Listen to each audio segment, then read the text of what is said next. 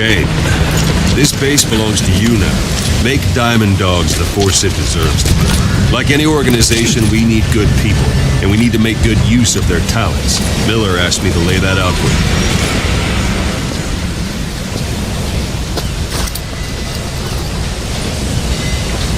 To start bringing people in, use this.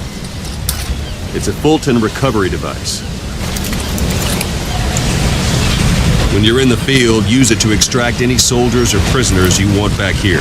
And we'll see if we can't persuade them to join the ranks of Diamond Dogs. Go on. Test it out on the staff here. Anyone you want. First, put them to sleep. You have a tranquilizer gun, don't you? It's an honor, boss.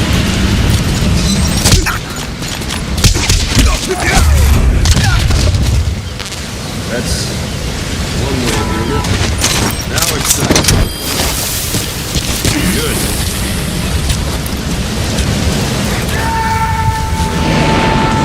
Extraction complete.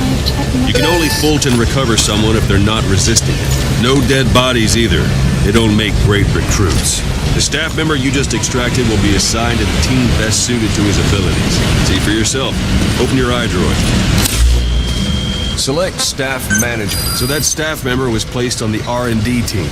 The R&D team is in charge of developing all kinds of weapons and items that will support you on missions. Take a look at the development list. Select weapons items under the development head. That's the R&D team's development list. See the item called cardboard box? Didn't seem much use to me, but Miller was adamant that you'd want it on the list. The last word in infiltration technology, or so he said. In any case, we don't have the manpower to develop it just yet. We need more staff on the team. Go extract a few more people. You can also Fulton extract individuals and knock out.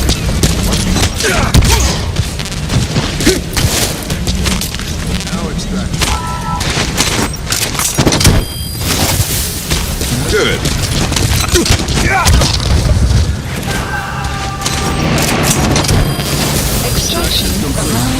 One thing I should mention. Fulton extraction will always be successful. The person is... Go for them, not me. Unit function added. If the person is injured, the shock of it could kill them. And if the weather's unfavorable, well, it could end up going missing. You can determine the chance of success by approaching the person you want to extract. If you want to be sure you can get them out, best carry them to the chopper instead. Boss, now that we have more people on the R&D team, its level has gone up. They should be able to develop the cardboard box now. Open your eye. Select weapons items under the... Now select cardboard box to start development. Just be aware that development has finished. Please select... You can have the support unit supply you with weapons and items you've developed. Think of it as your own personal delivery service.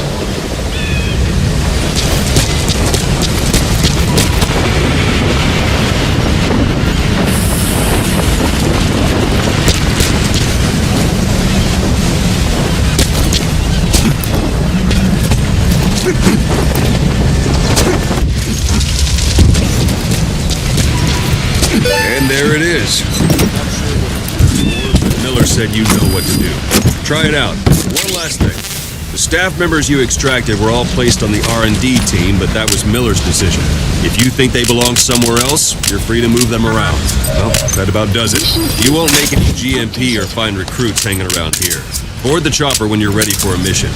Open your iDroid and select a landing zone to tell it where to pick you up.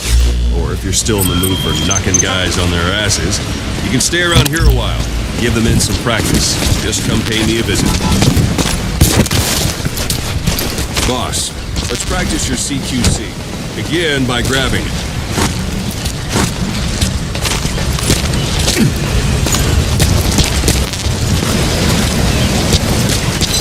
Grab someone, you're free to do as you like.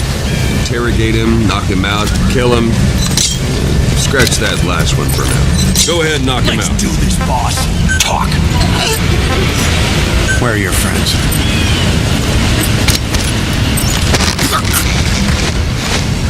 Good. Extract the staff member.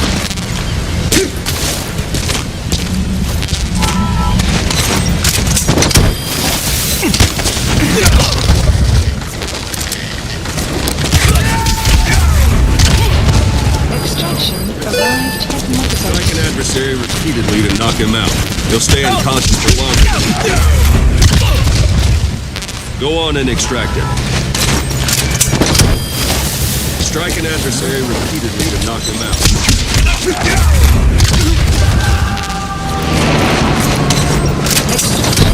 Self again? Self again? The rest will fall into place with some time in the field. Go ahead and call the chopper. Go ahead and call the chopper. Damn it!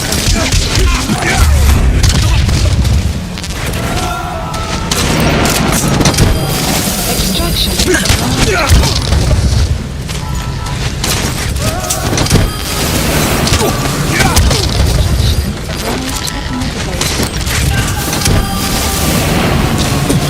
Extraction arrived at Mother Base. That's enough. Extraction arrived at Mother Base.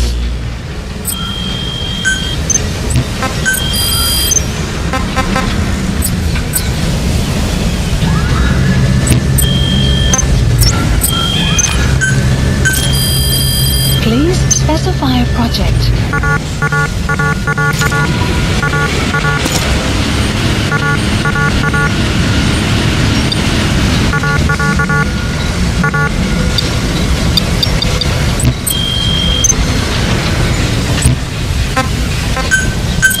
Please specify a project.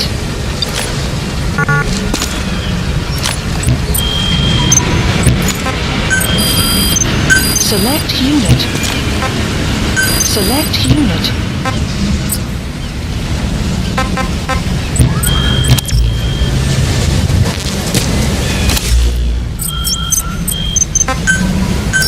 Please select a landing zone.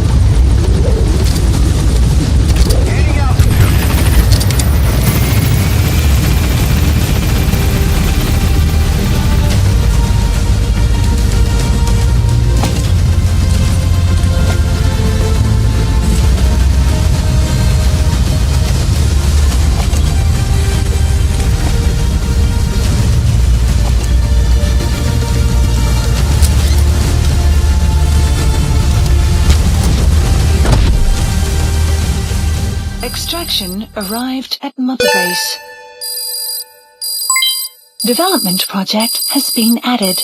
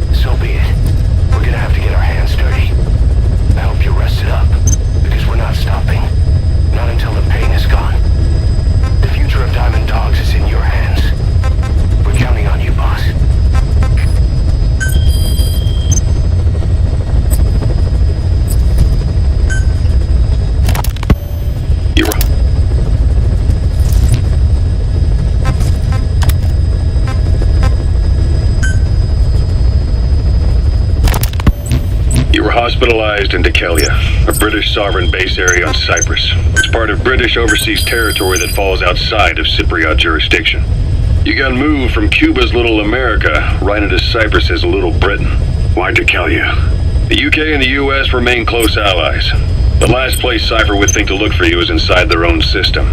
That's what kept you safe in British military hospital for 9 years. The safest place from a whale is inside its own belly. You were a regular Geppetto. Well, it wasn't Pinocchio who led me out to safety. So who was that guy? Cypher went so far as to attack British territory, burning their own ally. That's how badly they wanted you dead. He said I was in a British military hospital, but the doctor had a Greek accent. They hire locally. Easier to trust them. Dikelia is also home to Greek Cypriots, after all. What about the Turks? They haven't returned to the south. Not yet. The Cyprus dispute is still a long way from resolved. The country is just as split as it was in '74. Turkish Cypriots in the north, Greek Cypriots in the south. Between them, the Green Line, the UN established. And Dikelia sits right on top of it. It does. Part of the buffer zone between the two groups. Another reason it was the perfect place to hide you. Easy to spot any outsiders snooping around. So how do things stand? Now, last year, the Turks declared that the Turkish Republic of Northern Cyprus is an independent state, though it's only Turkey that recognizes it. In the past, the Greeks and Turks lived side by side in the same villages. There are reasons to fight. Those came from the outside. Greece, Turkey, Britain, America, they all had their own stake in pitting the two sides against each other. But once you spark something like this, it's impossible to control. Both sides build up grudges like debt, without the foresight to see that each act of revenge just fans the flames, and then it's too late for other nations to rush in with peace talks. The embers keep on smoldering. Each nation's arrogance only breeds anarchy. The world is paralyzed by this hunger for revenge. Cyprus is no different.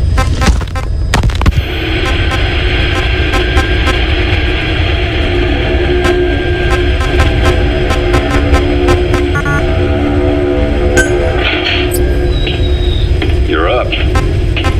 We're changing ships? We can't go sailing the Suez in a whaler. The Suez Canal.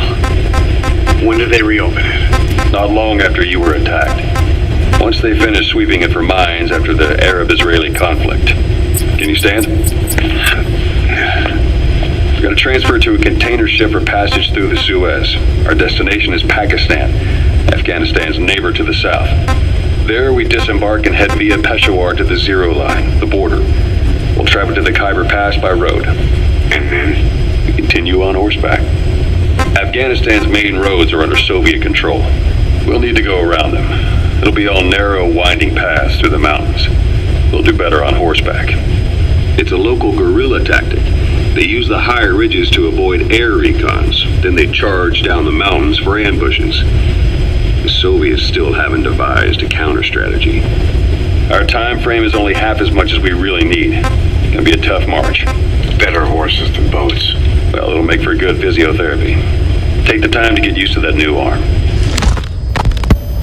While the Soviets have indicated they are not participating in the Los Angeles Olympics, primarily because the United States has made no attempt to guarantee the safety of the Soviet Union's athletes, the United States is increasingly demonstrating the belief that the issue has nothing to do with its preparations, and in fact this is retaliation for the Western nations' boycott of the previous Moscow Olympics. That concludes today's news. That's quite some news. The Soviet Union not attending the LA Olympics? Yeah. Andropov's death has changed some things. They're calling it revenge for the Western boycott of the Moscow Olympics. Countries boycotted the Moscow Olympics? Yes. In protest of the Soviet Union's invasion of Afghanistan. Over 50 countries were absent. It's too bad I didn't get to see Yamashita's judo. When the 40th Army crossed the Amu River 4 years ago, détente went right out the window. The U.S. Congress chose not to ratify SALT II, and Reagan's hardline politics won in the presidency in a landslide. According to him, the Soviet Union's an evil empire. The Second Cold War. And there's been no end to regional conflicts and civil wars. Lebanon, the Falklands, Grenada, Iran, Iraq. The story never changes. Egypt and Israel did sign a peace treaty. But then the driving force on the Egyptian side, President Sadat, was assassinated afterward. Apparently, his actions were considered a betrayal of his fellow Arabs. Islamic extremists? Yes, fundamentalist extremists have been responsible for some bold acts of terrorism in recent years. We've had extremist students in Iran take U.S. embassy workers hostage, and suicide bombings in Lebanon. Over 300 foreign soldiers stationed there have been killed. But countries have yet to develop an effective means of dealing with terrorism. Afraid of losing their own men, they've pulled their forces out, handing private forces a golden opportunity. Private forces?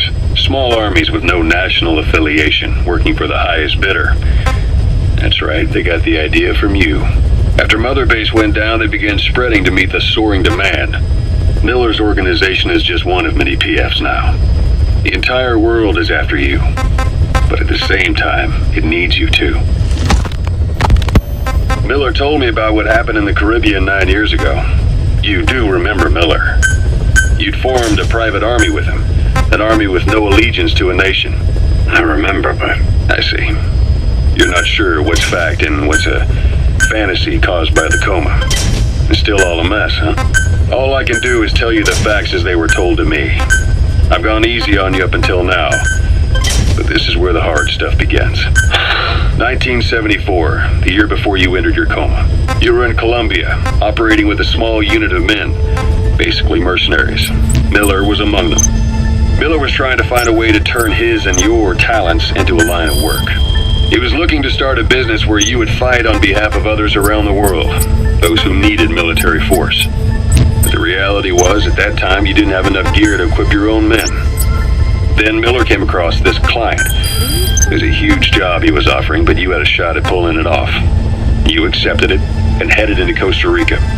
The client even threw in an offshore facility in the Caribbean. The Mother Base, that would be your new base of operations. Miller sure did have a head for business. As your mission went on, your unit grew and grew. More weapons, more money. Before you knew it, you were commanding 300 men. As the organization got bigger, your military powers swelled to match. It got so the international community couldn't afford to ignore you. You were just too damn successful for your own good. You, your men.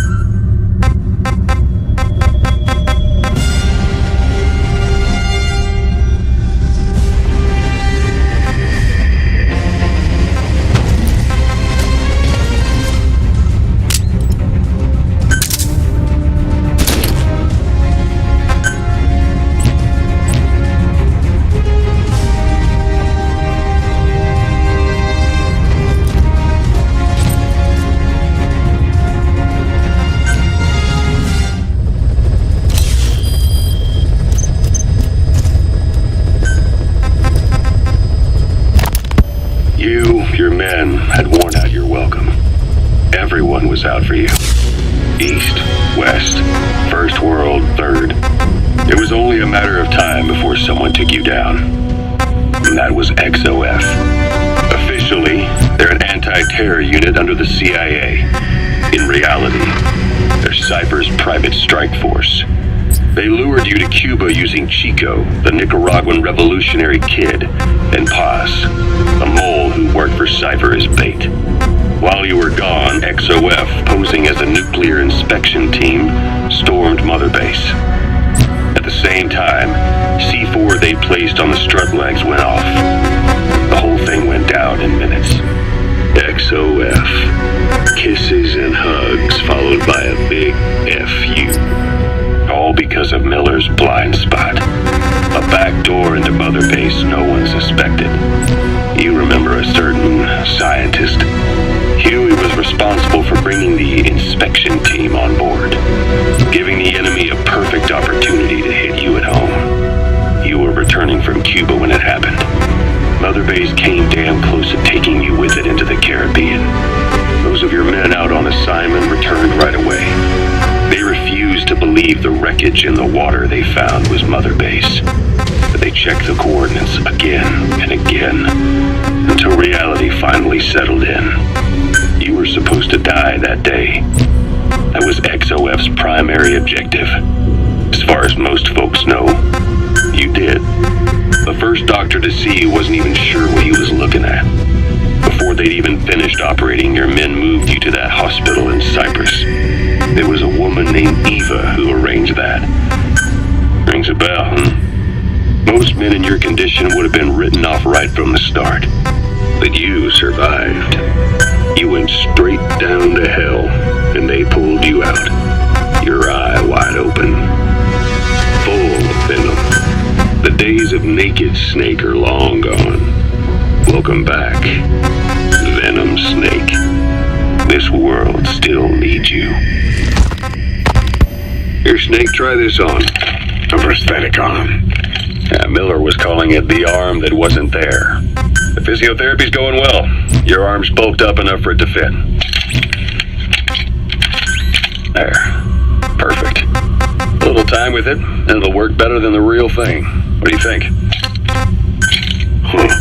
I can still feel my real arm. Well, you better get used to this one quick. You have any pain? Every now and then. Where? My fingertips. My left fingertips. Sounds like phantom pain. Your brain still remembers your old hand. Yeah. What about your vision? Can you see okay? Yeah, at the moment. Now, the shrapnel in your skull is pressing on your optic nerve. I'm told any hard impact could have an effect on your visual cortex. Yeah. The doctor mentioned that. Your brain might process visual information incorrectly. In other words, you could have hallucinations. You might see things that aren't there, or not see things as they really are. You experience any of that? I think so. When? Right after I wake up. Colors look faded. Colors, huh? Well, that's not a major concern in and of itself, but it could mean the difference between life and death in the field. You'll need to watch out for that. I will. All right. You should continue your physio. We'll be arriving soon. It's the last chance you'll get.